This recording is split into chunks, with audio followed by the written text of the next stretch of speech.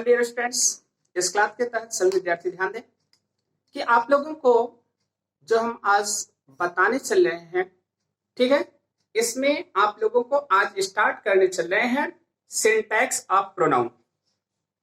ध्यान दीजिएगा, किसका? जो प्रोनाउन टॉपिक है ना, आपको बताया गया था प्रोनाउन का मतलब क्या होता है? सर्वनाम।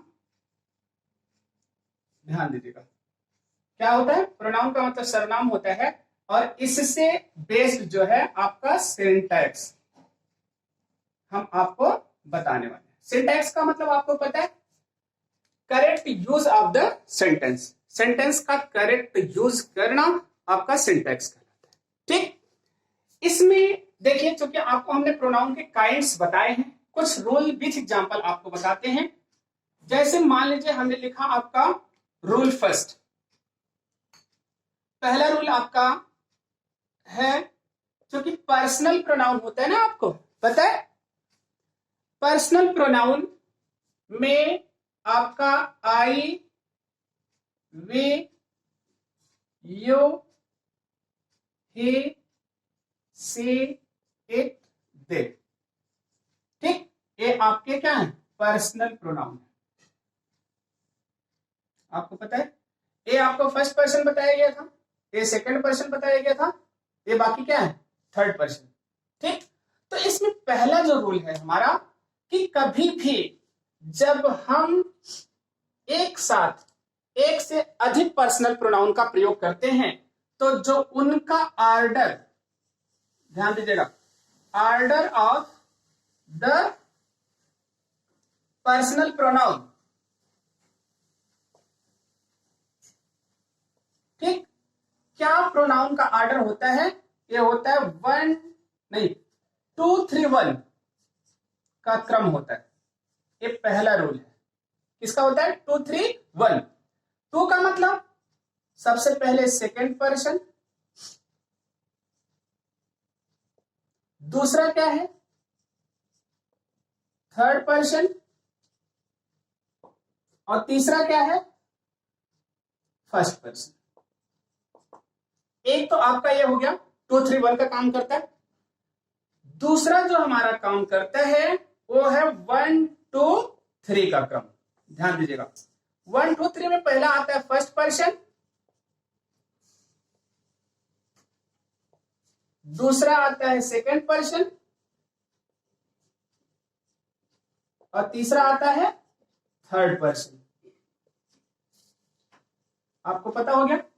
इसी में एक और क्रम आता है, वो भी आपका 1 2 3 का रहता है। ठीक, एसी में भी फर्स्ट पर्सन, सेकंड पर्सन और थर्ड पर्सन। अब आप समझ लीजिए एग्जांपल के थ्रू इसका मतलब क्या होता है, इसका तात्पर्य क्या होता है कि जब कभी हम एक साथ एक से अधिक प्रोनाउन यूज करते हैं तो ये हमारा गुड सेंस के लिए होता है, मतलब मॉरल वर्क के लिए, और ये हमारा क्या होता है? इमॉरल वर्क के लिए। मतलब अगर कहीं पर हम अनैतिक कार्य करते हैं तो ये हमारा इमॉरल वर्क हो गया, ये हमारा क्या हो गया? In a good sense. जैसे मान लीजिए हमने लिखा example, he, you and I.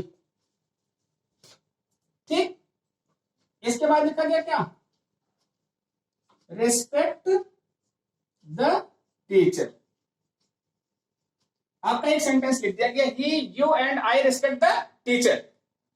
ठीक, तो अब ये ग्राम मतलब क्या हो गया? रिस्पेक्ट द टीचर आपका गुड वर्क है, और एक साथ एक तीन मतलब इतना प्रोनाउन आपका यूज भी है। इसका मतलब इसका क्रम आपका गलत है। ये ऐसा होना चाहिए, यू, ही एंड आई। इसके बाद क्या लिखा गया? Respect the teacher. यही आपको ध्यान में रखना है। लेकिन यहीं पर अगर लिखा गया हमने यू, सी एंड आई, ठीक है, इसके बाद क्या लिखा गया? इंसल्टेड, ठीक है, द पुअर।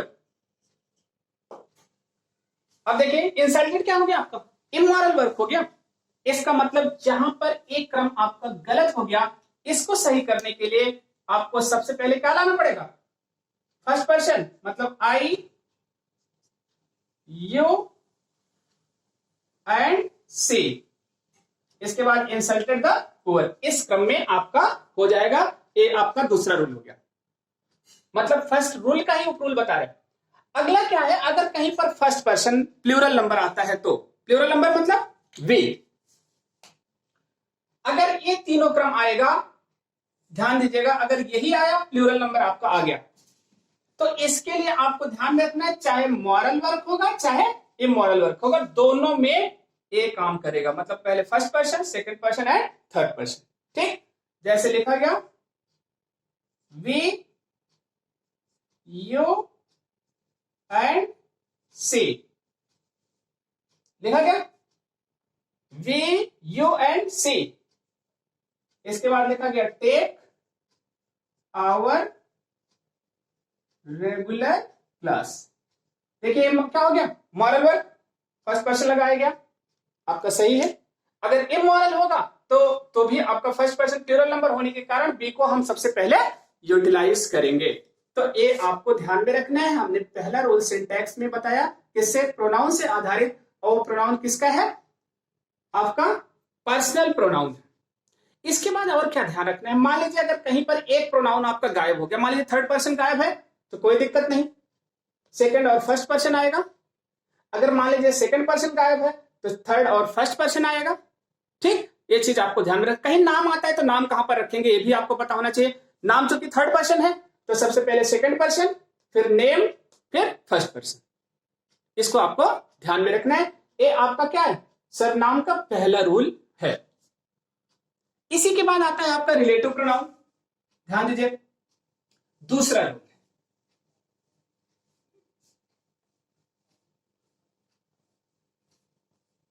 सामान्य है सिंटैक्स, अगर आप पढ़ेंगे तो देखिए,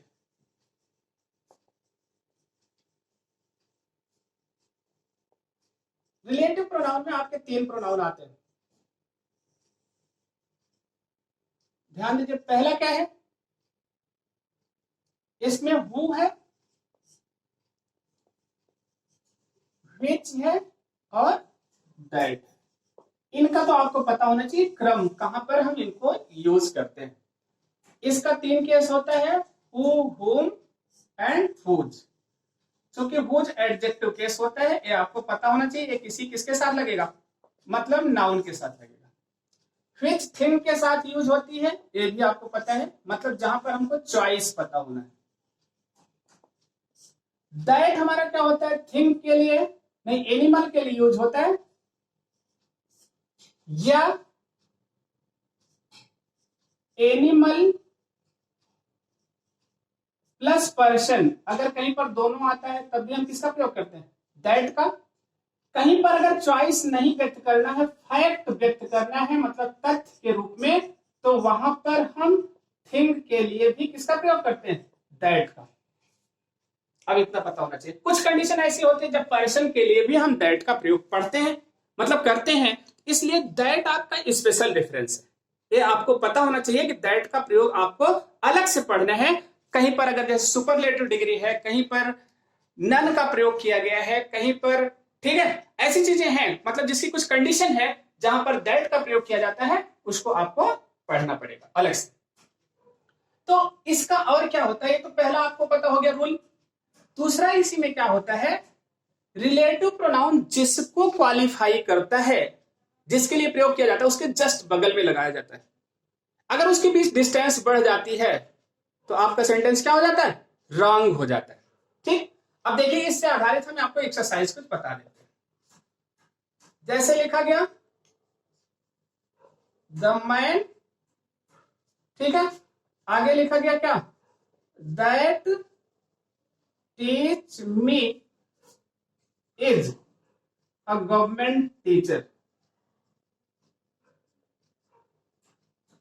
अब आपका सेंटेंस पहला लिख दिया, the man that teach me is a government teacher. देखिए दैट लगाया गया, यहां पर गलत हो गया, क्योंकि मैन क्या हो गया आपका, यहां पर हु होना चाहिए।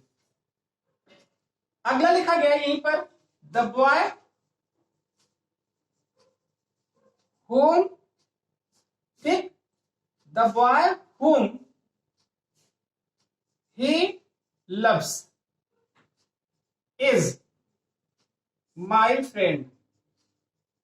अब देखिए यहां पर whom लगाया गया ऑब्जेक्टिव केस, क्योंकि किससे, लव्स के बाद आना चाहिए था ना इसका पोजीशन, वो किसको लव करती है वो नाम आएगा, तो इसलिए ऑब्जेक्टिव केस लगाया गया।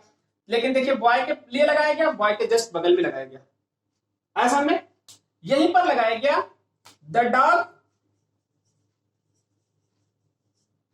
ठीक, आगे लिखा गया which,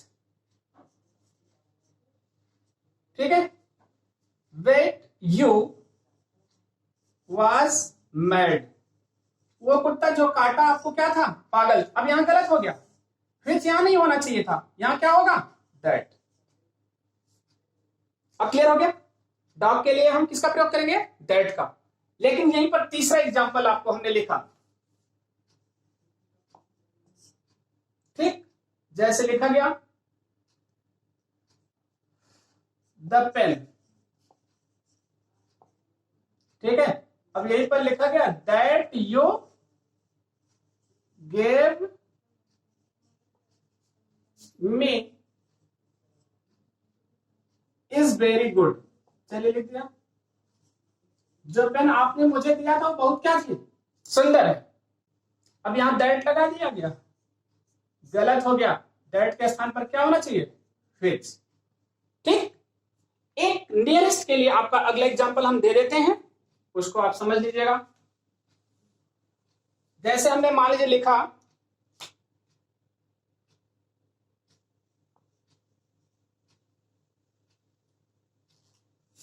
ठीक है, हमने लिखा the boy has a dog, the boy has a dog, आगे लिखा गया who is a good student. अब देखिए लिखा गया, अब गलत हो गया, यहां पर हु लगाया गया, यद्यपि हमने बॉय के सेंस में लगाया, who is a good student, the boy has a dog, लेकिन गलत हो गया, क्यों, यह कह रहा है dog who is a good student, कुत्ता कभी अच्छा स्टूडेंट हो सकता है क्या, नो, पोजीशन गलत हो गई, इसलिए इसका लगाएंगे the boy who is a good student, ठीक है, हैज अ डॉग। तो ऐसे ही सारे प्रोनाउन बेस्ड हैं, आप लोग अपनी बुक से मतलब प्रोनाउन के सिंटैक्स पढ़िएगा, बीच बीच में आप लोगों को ऐसे वीडियो बना करके हम एक्सरसाइज भेजेंगे, आप लोग वर्क करेंगे। ओके, मेहनत करिए, पढ़िए, जहां भी प्रॉब्लम हो पूछिए। Thank you for this class.